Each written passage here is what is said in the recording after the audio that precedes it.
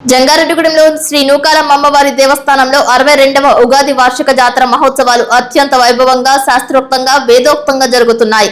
ప్రకృతి స్వరూపంగా ప్రకృతిని ఆరాధించే పండుగ ఉగాదిగా శ్రీ బాల త్రిపుర సుందరి పీఠం వ్యవస్థాపకులు బ్రహ్మశ్రీ గరిమెల్ల వెంకటరమణ శాస్త్రి తెలియజేశారు. ఉగాది పర్వదినం సందర్భంగా జంగారెడ్డిగూడెం పట్టణంలో శ్రీ శ్రీ నూకాలమ్మ ఆలయానికి ముఖ్య అతిథిగా ఆయన విచ్చేశారు. ఆలయ అర్చకులు, కమిటీ సభ్యులు, భక్తులు ఆయనకు ఘన స్వాగతం పలికారు. ముందుగా ఆలయ ప్రదక్షిణ చేసిన అనంతరం శ్రీ నూకాలమ్మ పూర్వ విగ్రహానికి రజిత కిరీటాన్ని ఆయన చేతుల మీదుగా అలంకరించారు. అనంతరం నూకాలమ్మకు ఇచ్చిన విశేష హారతుల్లో పాల్గొన్నారు. అమ్మవారికి పూజలు చేశారు. ఆలయ ప్రాంగణంలో ఏర్పాటు చేసిన ప్రవచన కార్యక్రమంలో పాల్గొని ఉగాది విశిష్టత వివరించారు.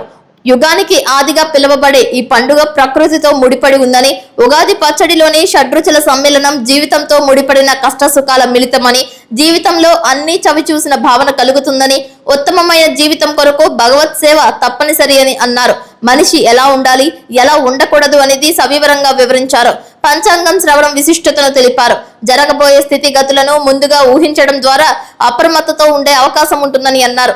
ఆధ్యాత్మిక భావన ఎలా ఉండాలో వివిధ సంఘటనలతో కూర్చి వివరించారు. ఈ సందర్భంగా వెంకటరమణ సిద్ధాంతిని పూల కిరీటంతోనూ, పూల దండలతోనూ, అమ్మవారి వస్త్రంతోనూ గురు మర్యాద చేశారు. ఈ కార్యక్రమానికి ప్రముఖ ఆధ్యాత్మికవేత్త ఇమ్మని శశికుమార్ శర్మ సమన్వయకర్తగా, వ్యాఖ్యాతగా వివరించారు. డాక్టర్ రాజాన్న మాట్లాడుతూ గురువు ఆదేశానుసారం వారు చెప్పిన విధంగా తూచా తప్పకుండా చేస్తున్నామని అన్నారు. గురువుకి హృదయపూర్వక ప్రత్యేక ధన్యవాదాలు తెలిపారు. ఈ కార్యక్రమంలో ఆలయ కమిటీ సభ్యులు, సేవా బృందాల సభ్యులు, మహిళా సంఘాల సభ్యులు పాల్గొన్నారు. కోలాట కార్యక్రమం చూపరులను ఆకట్టుకుంది. ఉచిత ప్రసాద వితరణ చేశారు. ఆలయం నందు నిర్వహించే పూజాది కార్యక్రమాలలో పాల్గొనే భక్తులు ఆలయంలో గాని కమిటీ సభ్యులను గాని సంప్రదించాలని ఆలయ మేనేజర్ రాంబాబు తెలియజేశారు. ఈ ప్రకృతిని కాపాడే బాధ్యత పరమేశ్వరుడిది కనుక పరమేశ్వరుని మనం ధ్యానించి స్వామి ప్రకృతి బాగుండేలా చూడు అని నమస్కరించుకునే గొప్ప పండగే, ప్రకృతి సిద్ధమైన పండగే ఉగాది అనేటువంటి ఈ పండగ. మరి ఇందులో వ్యక్తిగత ప్రాధాన్యత లేకపోతే ఆయన ఏవో చెప్పారు కానీ ఆదాయం ఎంతో చెప్పలేదు. ఆదాయం ఇంటికి వెళ్తే రాత్రి బీరువారు ఎవరైనా కట్ట పెట్టారా? చెప్పిన ఏమైనా దండయాత్ర చేస్తావా? ఏమండి 14 ఆదాయం ఉన్నారు, నేను 14 కోట్లు అనుకున్నాను, ఏమీ రాలేదు. బ్రహ్మదేవుడి దగ్గరికి వెళ్ళి ఒకటి అదే ఇచ్చాడు, స్వామి నాకు 2 చేతులు ఇచ్చావు, 2 కళ్ళు ఇచ్చావు, కానీ చాలా బాధగా ఉంది. ఒకే రోజు ఇచ్చావు, ఏం చేయను, బోలంత ద్రవ్యం ఉంది. 2 చేతులు ఉన్నటువంటి వాడికి 2 రోజులు ఇస్తే ఇలా తిందురు కదా, ఒకే రోజు ఎందుకు ఇచ్చేది స్వామి అన్నాడు. ఒక రోజు ఇస్తేనే చెడవవుతున్నావు నువ్వు, నేను గంట రోజు ఏంటి కష్టమైపోతుంది, నిమిషం ఖాళీగా ఉండట్లేదు, నీకు 2 రోజులు ఇస్తే అంటే నన్ను కూడా తినేస్తావు నువ్వు, నీకు చాలే ఈ ధర్మం సరిపోతుందని 2 రోజుల నుంచి ఎక్స్ట్రా రోజులు అమీబాలాంటి జీవకోటి కూడా ఉన్నాయి. కానీ మానవుడు మాత్రం క్రమబద్ధీకరణ పడ్డాడు. అత్యంత ప్రమాదకరమైనటువంటి వీడే నిజమైన తెలియనటువంటి ఉంటే ఎవరంటే మానవుడే. ప్రకృతిని నాశనం చేసి వాడి ఇతరులు వాడు చేయించుకుంటాడు భస్మాసురుడు.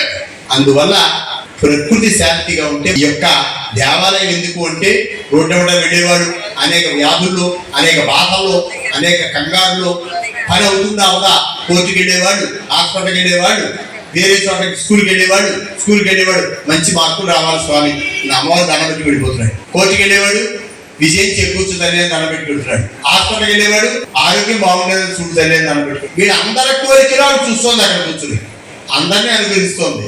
ఆవిడ ఆనందం ఏంటంటే వెళ్ళేటప్పుడు ఒక్కసారి తలుచుకున్నాడు కదా, అది చాలు నాకు. పిల్లాడు అన్నం పెడుతున్నప్పుడు తల్లి ఇంకో ముద్ద వాళ్ళంతా తింటాడు, తినమంటే నాకు వద్దు అని వాడి జ్ఞాపకం వస్తుంది. ఒక విషయం, నువ్వు తిన్నావని నాకు వద్దులే, ఈ ముద్ద నువ్వు తిను అని వాళ్ళ అమ్మ చేయట్టుకుని వాళ్ళ అమ్మ తినమంటాడు. చిన్నపిల్లడు వాళ్ళ అమ్మ ఏముంటుంది, నేను తర్వాత తింటాను నాన్న, ఈ ముద్ద కూడా నువ్వే తిను అని జాగ్రత్తగా పిల్లలు చేయట్టుకుని ఆ ముద్ద ఆ పిల్లాడి ఒడ్లోనే పెడుతుంది. ఇదే అమ్మవారి యొక్క తత్వం. మనం ఏది సమర్పించే ఇవాళ చక్కగా వెండి కిరీటం సమర్పించాం, ప్రసిద్ధంతో చేసిన చీర సమర్పించాం. భగవంతుడు మనకు అనుగ్రహించాడు. ఈ ద్రవ్యం ఎలా సద్వినియోగపడుతుంది అని ఆలోచించే వాళ్ళు భగవంతుడికి ఇస్తే 10 మంది ఆనందపడతారు. ఎంత దివ్యంగా విగ్రహంగా తయారైంది, అద్భుతమైన విగ్రహం తెచ్చిపెట్టాం. అలంకారంతో చాలా తేదీప్రమాణంగా ఉంది. ఈ వ్యాధి చేసిన అలంకారంతో ఆ శక్తి ఇంకో 10 రెట్లు పెరిగింది. అలా భక్తులు వాళ్ళ మనస్సంకల్పాన్ని భగవంతుడికి ద్రవ్య రూపంలో, వస్తు రూపంలో ఇచ్చి ఆవిడని అలంకారం చేసి మన ఆనందాన్ని పొందుతున్నాం.